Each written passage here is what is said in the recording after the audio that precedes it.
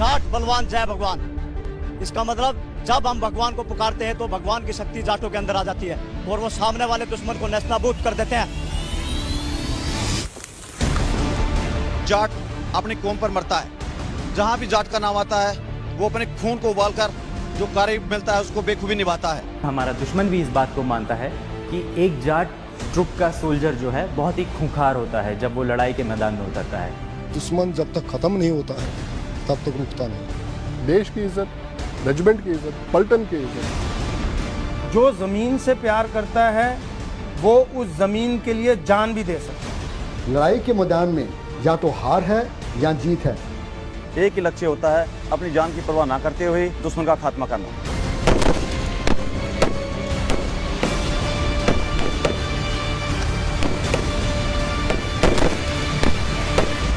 Kargil operations में जो आप फोटो देखते हैं सबसे बढ़िया, जिसमें कि कुछ जवान सामने खड़े हैं पहाड़ के ऊपर और पीछे तिरंगा है, ये मस्को के कैप्चर के बाद 17 जाट के ऑपरेशंस का है। जाटों का इतिहास हमारे भारत का इतिहास है और सदा संगठन और वीरता का जाटों में वास है। जब महमूद गजनी सोमनाथ मंदिर को तहस नहस कर उसके स्वर्णिम द्वार लूट कर ले गया तो 19वीं सदी में उसे वापस लाने वाले जाट योद्धा थे। जब पाकिस्तान ने ललकारा भारत की धरती पर कदम रखने की गलती की तो लाहौर तक जाकर तिरंगा लहराने वाले जाट योद्धा थे।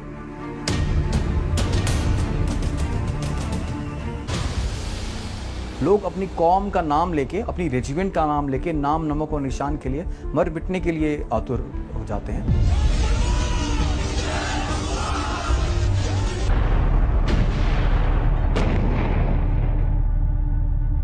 करगिल की चोटियों पर पाकिस्तान ने छल किया तो षड्यंत्र का पर्दाफाश करने वाले जाट योद्धा थे।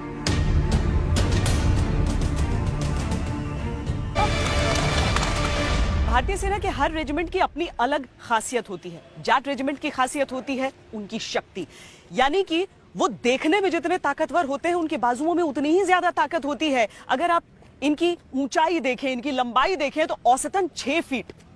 और हर युद्ध को देख लें, वहां पर जितने अच्छे से या हथियार चला सकते हैं उतने ही अच्छे से अपने हाथों का इस्तेमाल कर सकते हैं।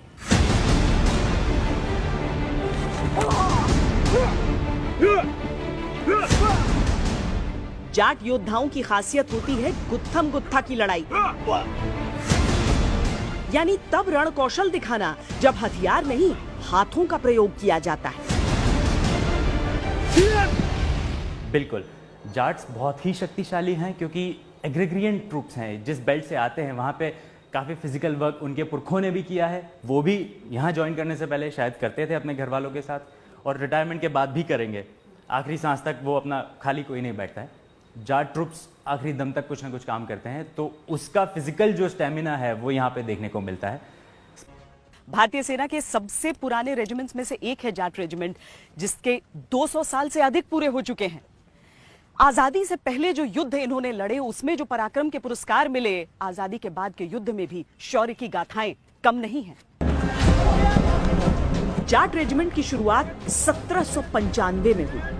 हालांकि तब इस नाम से उनकी पहचान नहीं जुड़ी थी। धीरे धीरे अलग अलग रूप लेते हुए ये रेजिमेंट 1922 में 9th जाट रेजिमेंट कहलाया। आज उनका नाम जाट रेजिमेंट, लेकिन इंसिग्निया में 9 अक्षर आज भी अंकित है। हमारी रेजिमेंट की नींव और इमारत बहुत ही मजबूत है, जो कि हमारे पूर्वजों ने बहुत ही मेहनत और लगन से बनाई है। ये खुद में ही एक बहुत बड़ा मोटिवेटिंग फैक्टर है। बहुत से जवान ऐसे हैं जो दूसरी और तीसरी पीढ़ी के हैं जो कि जाट रेजिमेंट में सर्व कर रहे हैं। इसके अलावा अगर आप देखें, पुरानी रेजिमेंट होने के नाते हमारा इतिहास गौरवपूर्ण गाथाओं से भरपूर है, जो कि खुद में ही एक बहुत बड़ा मोटिवेशनल फैक्टर है। हमारी रेजिमेंट ने बहुत बड़े बड़े शूरवीर पैदा किए हैं, जिनकी जिंदगी खुद में ही एक मिसाल रही है। आजादी से पहले इस रेजिमेंट के नाम 6 बैटल ऑनर थे और 2 विक्टोरिया क्रॉस। आजादी के बाद 5 बैटल ऑनर, 3 अशोक चक्र, 4 महावीर चक्र, 8 वीर चक्र।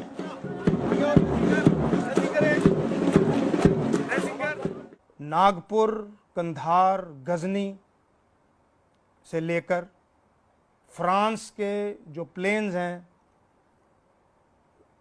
फेट्सुबर्ट, नेवोशेपिल तक जाटों ने हर जगह अपना, जाट रेजिमेंट ने अपना हर जगह झंडा फहराया, परचम लहराया। द्वितीय विश्व युद्ध के दौरान दुनिया की बाकी सेनाओं के सामने जाटों की अद्भुत वीरता को देखने के बाद इंग्लैंड के फील्ड मार्शल सर क्लॉड ऑकिनले ने कहा था, अगर परिस्थितियां मायूस और खतरनाक हों तो मैं केवल एक चीज मांगूंगा, दुश्मन का सामना करने के लिए मेरे साथ जाट हों। जाट रेजिमेंट के सैनिक एंटी टेरर ऑपरेशंस में भी अपना लोहा मनवा चुके हैं और रेजिमेंट के 3 वीरों को शांतिकाल के सर्वोच्च पुरस्कार अशोक चक्र से सम्मानित किया गया है। मेजर सुधीर कुमार वालिया, कर्नल जोजन थॉमस और मेजर दिनेश रघुरमन।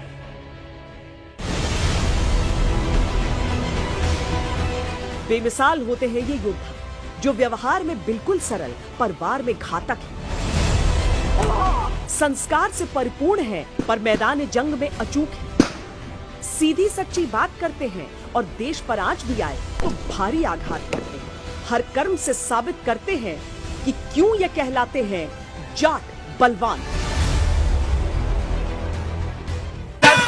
छोरा